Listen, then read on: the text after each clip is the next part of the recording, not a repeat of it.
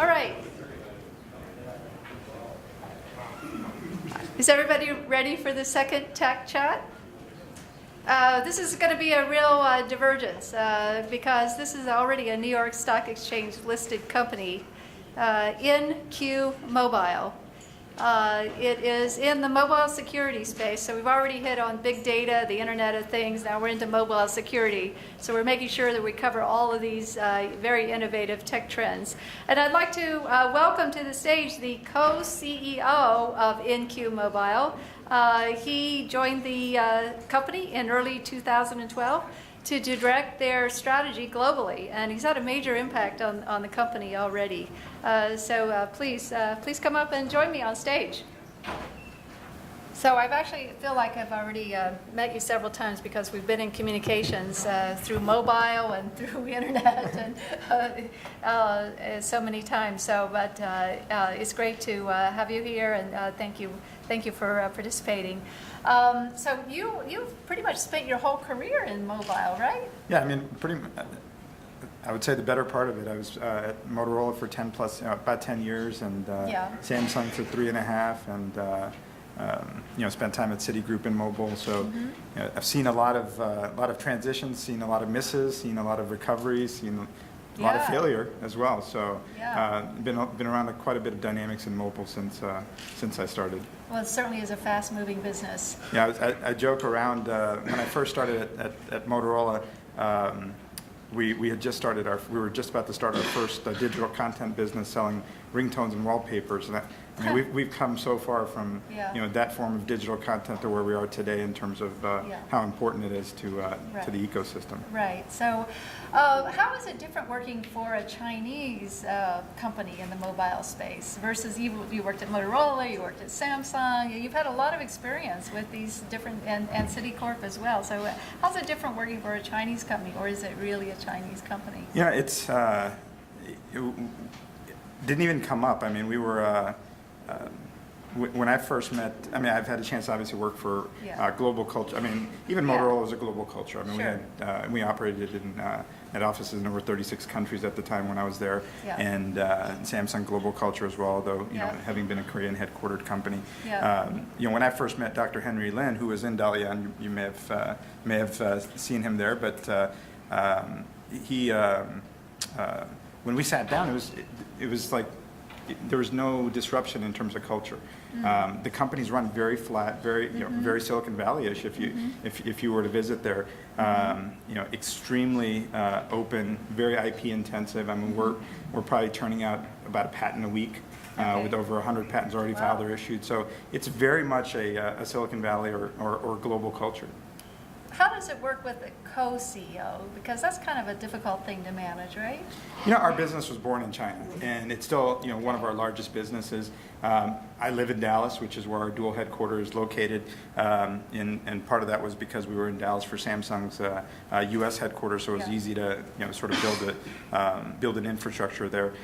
For us, knowing that China is such a big market for us, having a co-chief executive in China to look after large customers like China Mobile, Huawei, ZTE, and other channel partners like Tencent, it's extremely important to have someone there. And I'm there probably once every 6 weeks or so. Okay. It's not enough for me. I would need to be there literally on a daily basis to look after customers. It just works better for us from a geographic perspective. So you have different spheres. We have different spheres geographically, but also I think from a skill set perspective. We're both engineers. We're both double E's, but I still call Henry our chief propeller head. I mean, he CPO. Yeah, I mean, he's our head of R&D, and he looks after R&D very, very closely in terms of where we're headed for the next 3 or 4 years. I like to say, I mean, I consider myself somewhat towards the leading edge of mobile from a trends perspective, but Henry's years ahead of where I can think. So my job partially is to help package Henry. And we'll have whiteboarding sessions quite often where we'll sit together and I'll scratch my head and say, Henry, I just don't get it. And we'll come back together a couple of days later and we'll go again. I say, okay, I get it. Now let's put the business model around it. Let's see figure out how we commercialize it, how we make it into a relevant product from a customer or channel perspective. So a lot of what he and our dynamic is, my job is to package him. Okay, and figure out the strategy and the commercialization exactly, and all that. Yeah. Okay, so, and the globalization strategy absolutely. as well. China's been a very, very, it's been an amazing market from a smartphone evolution perspective. We were chatting last week with some folks at dinner, and I said China's the largest fill in the blank market, right? I mean, it doesn't even matter. You just fill in the blank, and it's one of those things where it's still in the early stage of evolution from a smartphone perspective. Just like any other BRIC country or emerging market country, there's entire generations of individuals skipping the PC generation, going straight to mobile.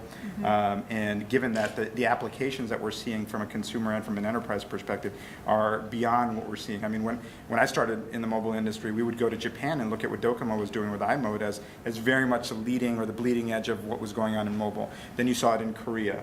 And then I think we're seeing it in China now. And I think the applications that we'll see coming out of China from a mobile phone or smartphone perspective will dwarf what what we're seeing anywhere else in the world over the next 5 years. So what is the fill in the blank then for China Mobile? In the space that you're in, what is the fill in the blank? I mean, for us, in where we're at, probably largest smartphone market in the world. Largest enterprise market in the world at some point, depending on how you defined it, based on spend or based on seats or however you want to look at it. Largest gaming market in the world, probably at some point the largest advertising market in the world. A lot of the businesses that we're in, the blank is pretty good for us in terms of how we fill in the blank. So how do you figure out which direction to go in then?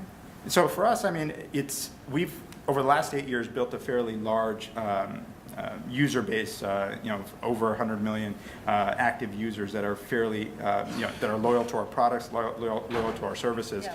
We think a lot about the evolution of our company, similar to how Amazon evolved, and from the perspective of the fact that Jeff Bezos and his team set out to revolutionize the book-selling industry by bringing it online.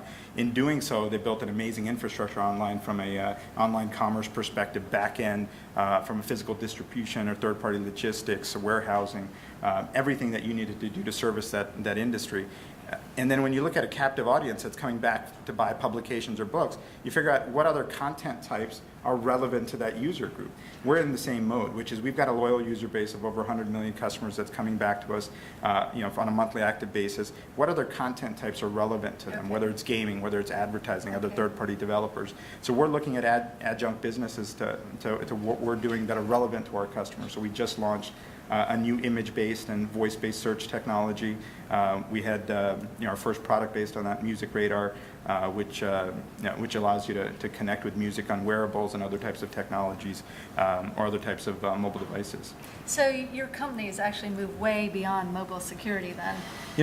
What I like to say is security is a great DNA to come from, and from a platform perspective.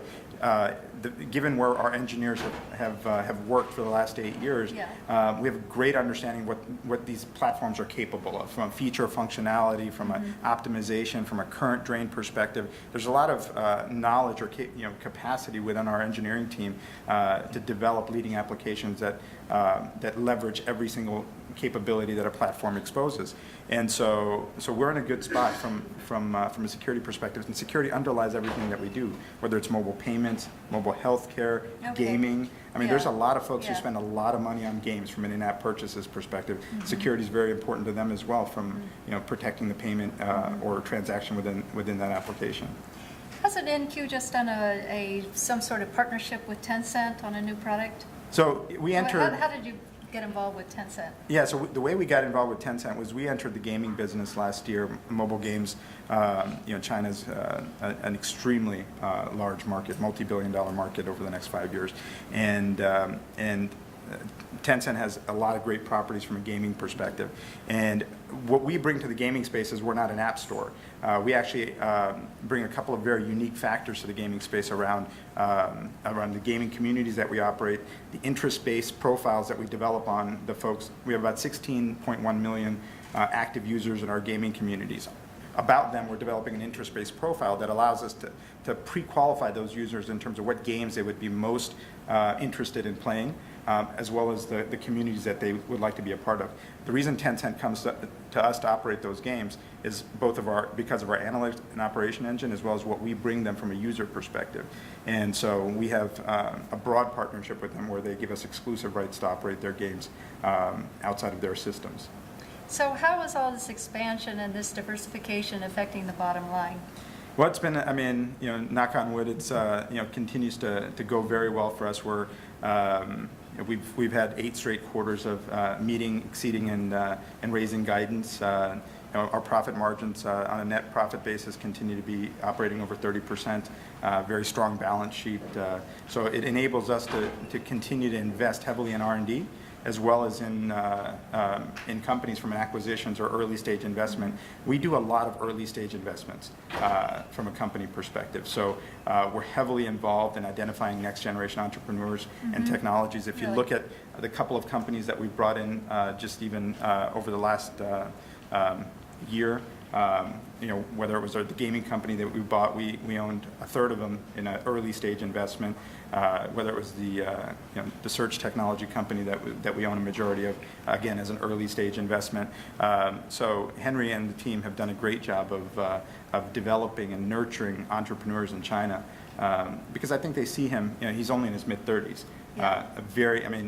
In his mid-20s, he was the youngest professor at Beijing University of Post and Telecom. They see him as very much a mentor and someone that can be a great sort of guidepost to them. And so it gives us a lot of visibility into early stage startups in the mobile space. You're also doing a lot of internal development, and you mentioned the patents. How many patents does InQ Mobile own right now? Yeah, so today we're just over 100, probably well over 100 now filed or issued, and we're generating about 40 to 60 per year in spaces that are pretty broad. Securities obviously are still our core DNA. It's probably where most of our engineers are dedicated, but content technologies, advertising technologies, presentation technologies, engagement, billing. We just launched a new product which is an anti-piracy technology. If you look at Rovio as an example, based on our analysis, Rovio loses about 12% of all of their traffic to pirated versions of their applications. So they're losing 12% of the possible revenue stream that they could otherwise have. And it's a good example of an application of that technology. It allows us to embed an SDK within third-party applications to prevent piracy of those applications. Okay. Any questions from the audience? Yes. Yes. And let's get the mic. Where's Christy? Let's get the mic to him, and if he would identify himself, because we're videoing this, so I want to make sure everybody knows. He's right here in front. Yeah, thank you. Thank you, Pradeep, Madan. So is your strategy changing to focus equally on the U.S.? Very much. I mean, today the single largest component, if you look at the segments of our business, is actually outside of Greater China. We've announced partnerships with carriers around the world, America Movil, U.S. Cellular, Cricket, Telefonica, et cetera. So we're continuing to build the global presence of the company. The technologies themselves were very relevant when it came to smartphones. I mean, when Henry and Vincent started the company in 2005, it was the year the first piece of malware or virus was discovered on the Symbian platform. And he had the foresight that said, let's start a company focused on securing the smartphone space before iOS, before Android, and even at the beginnings of BlackBerry. So the technology itself was very relevant to global markets. So that's a reason I think we've been able to really grow into a multinational or a global firm. Okay, one more question, please, if there are any additional questions. If not, we're going to go on to our next session. Thank you. Thank you so much. Wonderful. Thank you.